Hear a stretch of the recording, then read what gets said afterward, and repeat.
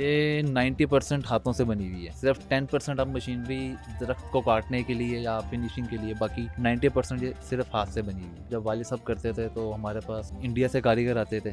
Basically main काम ये India से हिजरत होकर पाकिस्तान आया। पाकिस्तान के भी कारीगर थे, लेकिन हमने तो यही सुना और देखा भी है कि जो मेन बड़ा काम था वो इंडिया का था। तो वहाँ से कुछ आर्टिसन पाकिस्तान आए थे जिन्होंने यहाँ पे फिर लोगों को सिखाया था। तो उसके बाद से फिर जलसो चला, लोगों ने अपनी जिद्दत लेके आते रहे और बनाते रहे। हेलो पाकिस्तान, आज़ाद डिजिटल लाहौर से मैं हूं आपके साथ ज़ाहिर महमूद। नाज़रीन, आज हम आपको लेकर आए हैं अनारकली की एक खुफिया गली में, जहां पर बहुत ही कीमती और महंगे आर्टी क्राफ्ट्स जो हैं वो यहाँ पर बड़े सस्ते दामों में बेचे जाते हैं। ये पीतल गली है अनारकली की, और यहाँ पर जो लकड़ी के आर्टी क्राफ्ट्स बनाए जाते हैं ये ना सिर्फ पूरी दुनिया में डॉलरों में एक्सपोर्ट किए जाते हैं, बल्कि पाकिस्तान भर में यही आर्टी क्राफ्ट जो हैं इंतहाई महंगे दामों में बेचे जाते हैं। मेरे साथ मौजूद हैं मोहम्मद उमैर साहब, जिनके अब्बा जी भी यही काम करते थे 1975 से, और ये खुद अभी जो है अपनी पढ़ाई को मुकम्मल करने के बाद इसी काम के साथ जुड़ गए हैं और इसको आगे लेकर चल रहे हैं। तो आज हम इनसे बात करेंगे और जानेंगे कि लोग इनसे ये आर्टी क्राफ्ट्स लेकर जाते हैं, बाहर के ममालिक में एग्जीबिशंस लगाते हैं और अपने जो फॉरेन टूर्स हैं उनको खुद स्पॉन्सर करते हैं। ये कैसे करते हैं और ये आर्टी क्राफ्ट्स कितने के बनते हैं, कैसे बनाए जाते हैं, ये सब जानते हैं उमैर साहब से बात करके। अस्सलाम वालेकुम जी। वालेकुम सलाम।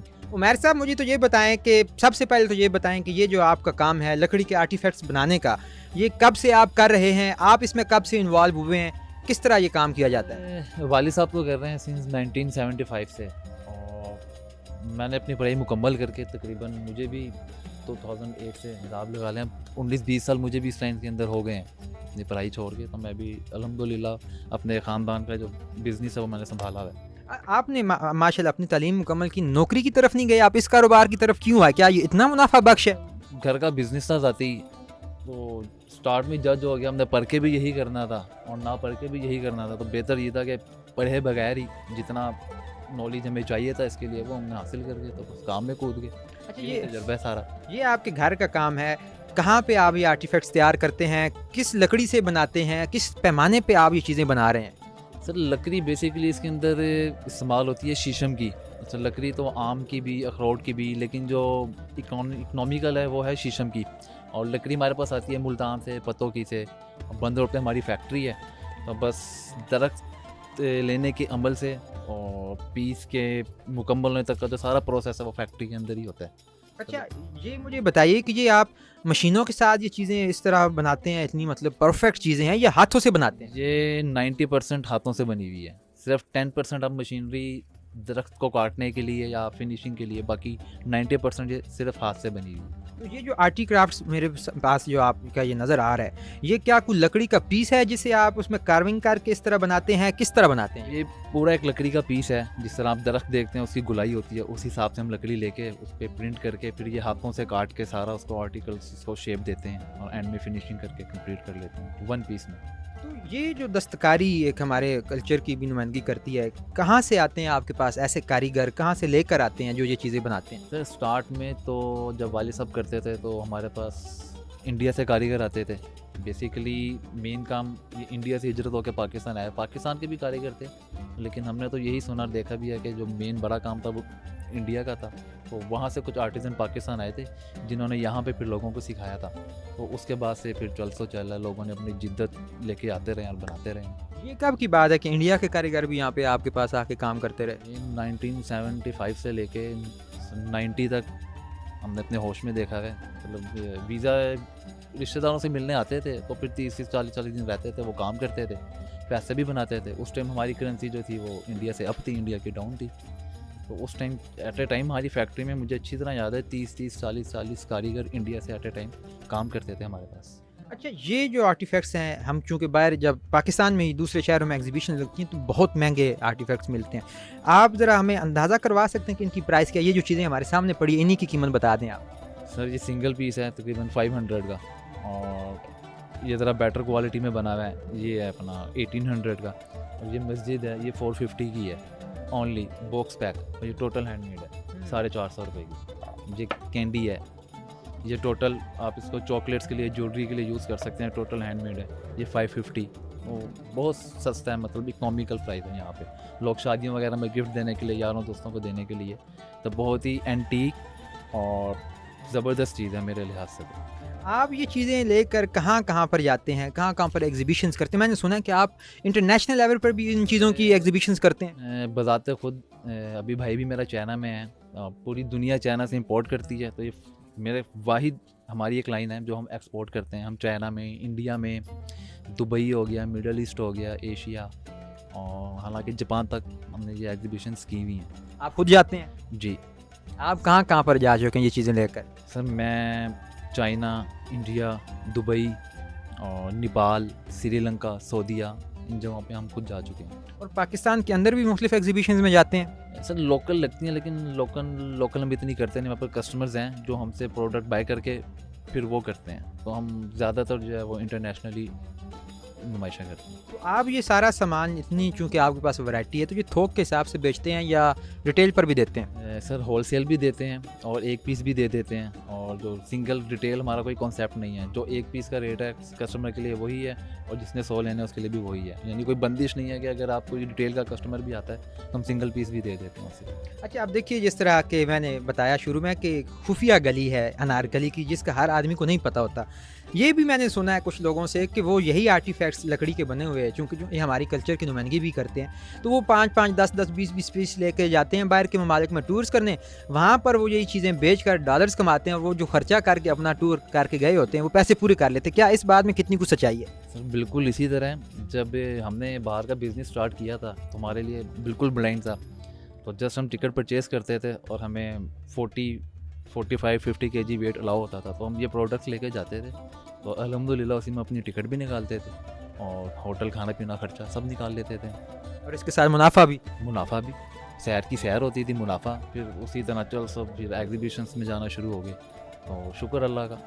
अच्छा, अभी अगर देखा जाए आपका ये सेटअप कदरे छोटा है, मगर इससे ही आप माशाल्लाह दुनिया की सैर भी कर रहे हैं, एग्जीबिशंस भी लगा रहे हैं। तो क्या वो लोग भी आपको इनवाइट करते हैं या आप खुद ही जाते हैं ट्रैवल करने के लिए, तो साथ ये चीज़ें भी ले जाते हैं? सर फर्स्ट टाइम तो हम खुद गए थे, जब उन्होंने हमारी प्रोडक्ट्स देखी हैं तो तब से आज तक वो हमें ही बुलाते हैं कि आप आएँ, अपनी प्रोडक्ट्स लेके आएँ और डिस्प्ले करें, और each and everything they will provide us. तो वो किस तरह की एग्जीबिशंस होती हैं और आप वहाँ पे किस तरह की चीज़ें नुमाइश के लिए लेकर जाते हैं? अपनी कौन सी हैंडीक्राफ्ट्स लेकर जाते हैं? सर वहाँ B2B एग्जीबिशंस होती हैं। एक तो ऑर्डर बुकिंग होती है, एक कस्टमर आपके पास आया, अपना प्रोडक्ट सेल कर दी। ज़्यादातर हम B2B करते हैं कि कस्टमर आए और ऑन दी स्पॉट हम प्रोडक्ट सेल कर देते हैं। तो तकरीबन जितनी भी आइटम्स अभी आपको नज़र आ रही हैं ये सभी जाती हैं, सभी सेल होती हैं वहाँ पर। अच्छा, आपके यहाँ लकड़ी के कौन-कौन से आर्टिफैक्ट्स बनाए जाते हैं? मैं ये चाहता हूँ कि आपकी वसातत से हमारे जो नाज़रीन हैं वो ये जान सकें कि वो आपसे कौन-कौन सी चीज़ें, किस तरह के आर्टिफैक्ट्स जो हैं वो खरीद सकते हैं? Sir you can imagine in your mind and we can make it. हर चीज़ बना सकते हैं? हर चीज़ बन सकती है। अभी आपके पास कौन-कौन से अवेलेबल हैं? सर हमारे पास फूलदान से लेके डाइनिंग टेबल, सोफे सेट, ज्वेलरी बॉक्स, मॉडल्स और कल्चर टेबल्स हो गई, मैग्नेट्स हो गए, एनिमल्स में ऑल वैरायटी आपको मिलेगी, ज्वेलरी बॉक्स में ऑल वैरायटी मिलेगी, dry fruit basket, tissue papers, each and everything आपको प्रोवाइड करके दे सकते हैं। और ये अमूमी तौर पे वही चीज़ें हैं जो सिर्फ़ हम घर में डेकोरेशन पीस के तौर पे रख सकते हैं, या हम इनको इस्तेमाल में भी ला सकते हैं? सर ये यूजेबल भी हैं और डेकोरेशन भी हैं। जिस तरह इन केस आप इसको एज आ ड्राई फ्रूट या कैंडीज़ के लिए या चॉकलेट्स के लिए यूज़ कर सकते हैं। टिश्यू पेपर्स है वो यूज़ हो सकता है। फिर जिस तरह एनिमल्स मॉडल्स वगैरह ये जस्ट फॉर डेकोरेशंस के लिए हैं, और जिस तरह ये टेबल हमने रखी हुई है तो इसको आप अच्छे बहुत से मकासद के लिए यूज़ कर सकते हैं, डिस्प्ले के लिए। अच्छा, आपके पास लकड़ी के इन डेकोरेशन पीसेस के अलावा, आर्टिफैक्ट्स के अलावा और कौन-कौन सी वैरायटी, किस-किस जो है वो चीज़ की बनी हुई यहाँ पर दस्तयाब है? सर वालिद साहब तो सिर्फ हैंडी क्राफ्ट तक, लकड़ी तक महदूद थे, तो हमने इसको अल्हम्दुलिल्लाह पीतल में, मार्बल में, और फिर इंपोर्ट भी ईरान का कुछ मतलब मैन्युफैक्चरिंग वहाँ से लाके यहाँ पे अपने बनाने की कोशिश की है हमने। पीतल का हमारे पास मिल जाएगा, मार्बल का हमारे पास मिल जाएगा।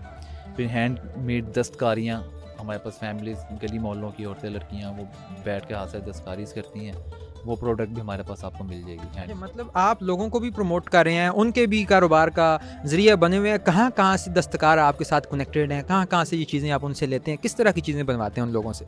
सर तकरीबन ऑल ओवर पाकिस्तान से, आप समझ लें अंदरूनी सिंध से लेके और ये पेशावर से लेके और मुल्तान, चिनियोट और सिलांवाली, सरगोदा, कसूर, राजनपुर, हर जगह का हमारे पास दस्तकार है जो आके हमारे पास काम करता है, प्रोडक्ट बना के भी लाता है और हम खुद भी बनवाते हैं। अच्छा, आप माशाल्लाह नौजवान हैं, अपना फैमिली बिज़नेस सँभाल रहे हैं, पढ़े लिखे भी हैं, तो क्या आपने इस बिज़नेस को ऑनलाइन पर भी लेकर गए हैं या सिर्फ़ ओल्ड स्टाइल में चला रहे हैं अपनी शॉप से ही?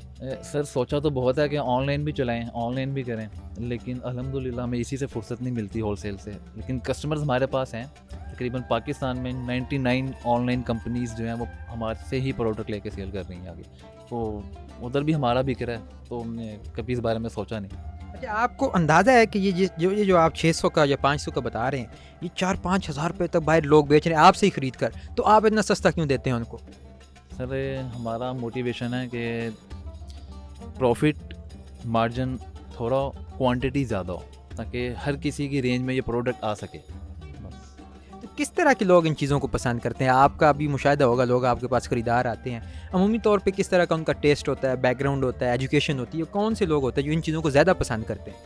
सर ज़्यादातर तो वही लोग हैं जो बाहर सेटल्ड हैं या जो पढ़े लिखे हैं, और दूसरे लोग भी हैं जिस तरह आम हमारे जो साइड के ज़रा से शहर हैं, जिस तरह कसूर वगैरह हो गया, गुजरांवाला हो गया, पिंडी, लाला मूसा, खारियाँ, वहाँ के लोग ज़रा घरों की डेकोरेशन जो है वो पुराने स्टाइलों से, वो आपने कभी देखा होगा अपने वो बांस के वो पर्दे शर्दे लगे होते हैं, तो वहाँ टेबल वो इस तरह की चीज़ें वो पसंद करते हैं। अच्छा, अगर हमारी इस वीडियो की वसातत से कोई बंदा आपसे ये चीज़ें ख़रीदना चाहे, तो आपसे कैसे रब्ता कर सकता है? कैसे इस खुफिया गली तक वो आ सकता है आपके पास? सर दुकान का नाम है एम आज़म हैंडीक्राफ्ट, आप गूगल करेंगे वो सब डिटेल्स आपके पास आ जाएगी। थोड़ा-सा एड्रेस भी अगर समझा दें। New Narkali, shop number 1 and 2, हाजी रहमतुल्लाह स्ट्रीट, पीतल गली, new Narkali, Lahore. Thank you so very much, बड़ा अच्छा लगा आपसे बात करके। नाज़रीन, आपने ये देखा कि ये हैंडीक्राफ्ट्स जो लकड़ी के बने हुए हैं, जो आपको आम बाज़ार से हज़ारों की कीमत में मिलते हैं इनके पास, वो चंद सौ में आप आके ख़रीद सकते हैं। और ये हैंडीक्राफ्ट ये ना सिर्फ खुद जो है वो अभी उसकी निगरानी कर रहे हैं, बल्कि इनके अब्बा जी भी लकड़ी के ये हैंडीक्राफ्ट्स जो है वो बनाते आए हैं और 1975 से ये यहाँ पर काम करते आ रहे हैं। तो इसके साथ ही मुझे उम्मीद है कि आपको ये वीडियो बहुत पसंद आई होगी, और अगर आप ये सस्ते हैंडीक्राफ्ट्स खरीदना चाहें तो इनसे आप रब्ता कर सकते हैं। इसके साथ ही मुझे दीजिए इजाज़त, देखते रहिए आज़ाद डिजिटल। खुदा हाफिज़।